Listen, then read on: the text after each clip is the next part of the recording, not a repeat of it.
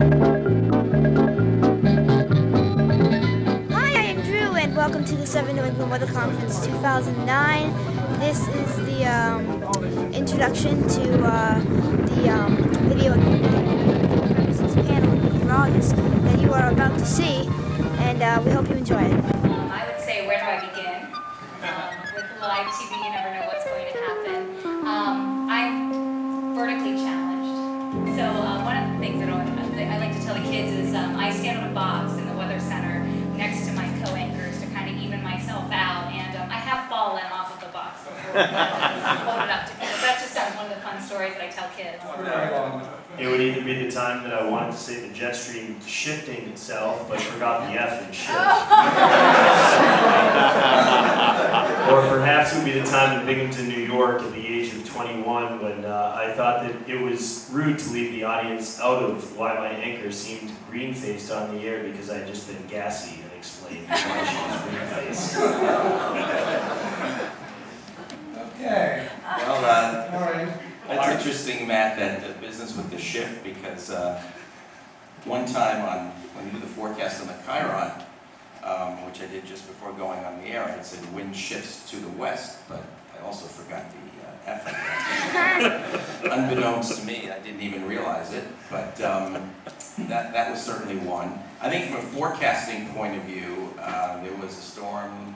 Dick's going to know about this one. I think back in December of '81, and all the computer models were keeping the storm out at sea, but it was very strong, and I thought it might lean back a little, so I thought it was real bold and said, we could have flurries, maybe a few inches. And 13 inches later, I couldn't get out of my driveway to do updates on the air, and that was kind of pretty embarrassing. Is that, I would rather than doing 6 hits per hour that are all a minute or a minute 30 or the longest one 2 minutes, I would love to do 2 hits each half hour or 1 hit each half hour and get 3.5 minutes to explain the weather so you actually understand it. A lot of folks are baffled as to why they didn't have more explanation as to whether a storm may go in one direction or another, but don't realize that you only get the time to work with that you have. That's it. I actually left a station for many different reasons, but one of the reasons was because they hired a consulting firm to come in to tell you exactly what your first map should be, what your second map should be, what your third map should be, and we're meeting with these consultants, I guess it was maybe every 3 months, 4 months or so, and I just saw the writing on the wall, like, is this what my broadcasting meteorology career is going to be like? With someone telling me what my first map is? Like, I want to be creative. I want to show people, make it fun, make it entertaining, make it educational, and do what I want to do, and have the freedom to do that, not be put in a box. And that station, I've seen their weathercasts, and it has not changed in the last 10 years.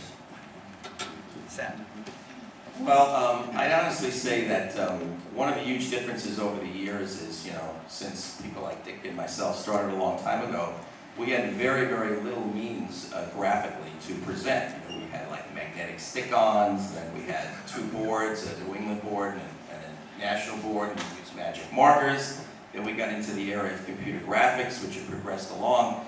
Now we really have a lot more ammunition in our arsenal, and now it's a question of picking what we want to use for a certain specific presentation. But having said that, something that I think is a bit of a frustration, and there is no law, I'm not being forced to do anything, but like my colleagues, the forecast that's being presented on the air is what we call forecast-driven. That is, there's a lot about what the weather is going to be the next day, and the weekend, and the 5 or 7 day. But what comes in with the next day is, everybody is taking you to all the different zones, the North Shore, Metro West, South Shore, Cape Cod, mentioning a lot of towns and communities, localizing more and more and more. But when the weather is pretty mundane, and it's just like, 41 degrees here, and 42, and 41, and 43, and 49, and it takes a little bit of time to do all of that. Personally, I find it that the time could be better served. But that may be for me, who would rather be doing something a little more explanatory or creative with some of that time. But then you also know that viewers and the average person out there wants to know what the next day's weather is going to be and what the temperature is near their community. But I would say that I still feel that it could be a little bit more effective in general by explaining more things about the weather and more of the whys about the weather, as opposed to just a whole list of temperatures for the next day for many different communities.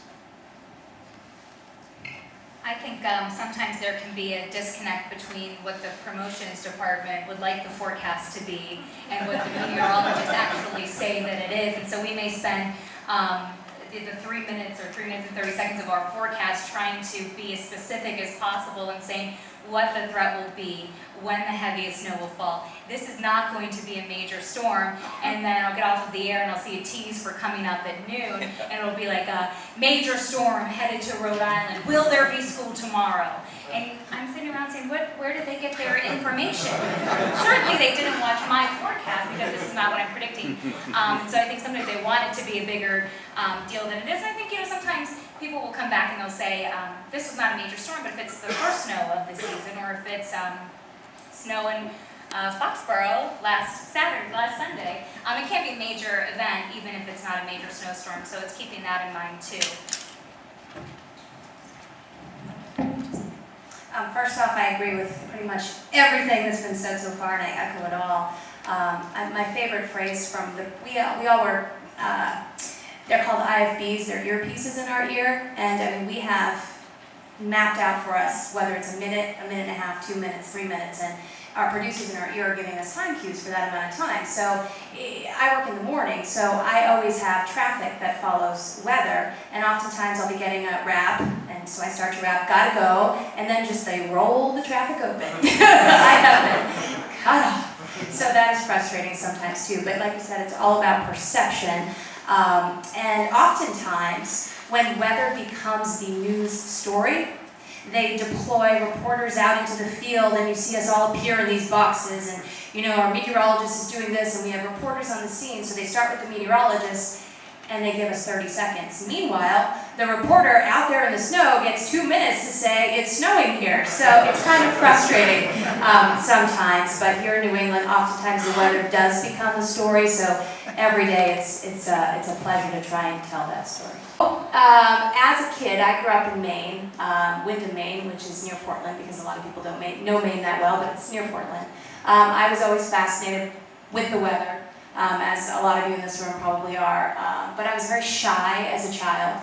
And when I was in the 6th grade, a meteorologist who is still on the air in Portland, Maine, came to my classroom. His name is Joe Cupo. He basically went on and on, described his job, talked about the weather, and just a light bulb went off for me. Because I, on a daily basis, had my little weather notebook, and I would take my snowfall measurements, and I basically, in a nutshell, got from him that his job was that he got paid to talk about the weather, and I went, wow, you can do that? So that's when the seed was planted. So I always knew that there was meteorology in my future, but it wasn't until high school that I came out of my shell and lost the shyness and decided to pursue broadcast meteorology. But I'm glad that I did. It's worked out so far, so good. Perhaps not after we see this video. A lot of people talk about a real specific event that kind of opened up their eyes to meteorology. For me, it was just a small severe thunderstorm when I was maybe 6 or 7, and I walked outside in July, and there was hail on the ground, and it looked like a snowstorm, and I was just fascinated by it. And ever since then, I was on the science team and going out to little regional events, and I grew up in Western Pennsylvania, and so we had some big storms in my childhood, and it was something that I was always fascinated with. And then to combine it, I started dancing when I was 3 years old, so I was always a natural performer, and I thought, what can I do to combine kind of my love of the sciences and of weather, and also that natural instinct that I had to be a ham, and put it together and be a broadcast marine